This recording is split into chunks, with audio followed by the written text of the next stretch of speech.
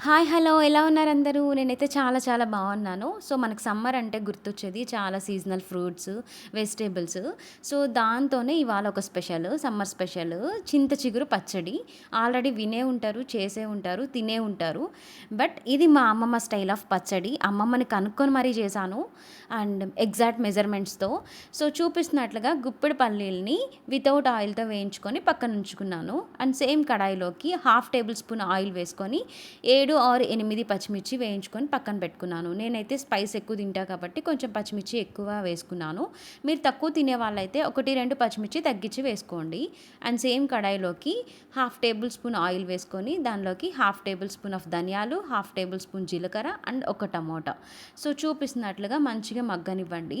Water ఏం వేయకండి. So, చూపిస్తున్నట్లుగా చూడండి ఎంత మంచిగా మగ్గిపోయిందో టమోటో. సిమ్‌లోనే చేసుకోండి ఈ ప్రాసెస్ అంతా. టమోటా మగ్గింది కదా! ఇది మిక్సీ జార్‌లోకి ట్రాన్స్‌ఫర్ చేసుకొని పక్కనుంచుకున్నాను.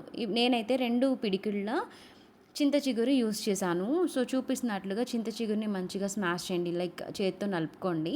అండ్ కడాయిలో వేసుకొని హాఫ్ టేబుల్ స్పూన్ వాటర్ వేసుకొని మంచిగా ఉడకనివ్వండి. పచ్చి వాసన మొత్తం పోతుంది.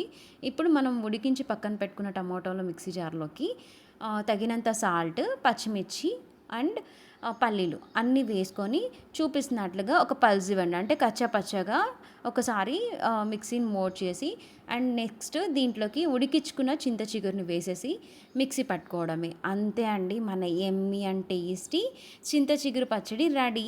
ఇదైతే నేను వేడి వేడి అన్నంలో నెయ్యి వేసుకొని, పచ్చడి వేసుకొని, ఆమ్లెట్ వేసుకొని తిన్నాము. చాలా బాగుంది టేస్ట్. అండ్ ఈ పచ్చడిలో ఉల్లిపాయలు కూడా వేసుకోవచ్చు బావుంటుంది.